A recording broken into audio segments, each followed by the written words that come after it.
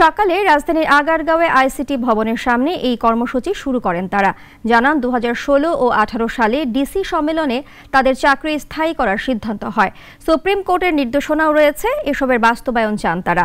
প্রকল্পের মেয়াদ শেষের পরও সাবেক আইসিটি প্রতিমন্ত্রী জুনায়েদ আহমেদ পলকের আশ্বাসে গত 8 বছর ধরে তারা বিনা বেতনে কাজ চালিয়ে যাচ্ছেন। আমরা 2014 ফেব্রুয়ারির 2 তারিখে নিয়োগ পাই।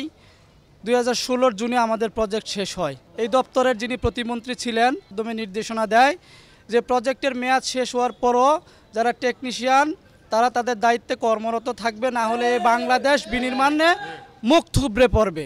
ডাটা এন্ট্রি অপারেটরের পদটা আমার যদি ভুল না হয় সেটা আমাদের জন্যই করা হয়েছিল, কিন্তু সেটা করার পরে আমাদের আর দেওয়া হয়নি, এমনকি সেটা ওভাবেই রেখে দেওয়া হয়েছে। তো বারবার সে নির্বাচিত হয়েছে কিন্তু আমাদের নিয়ে খেলছে, আমরা তার বিচার চাই।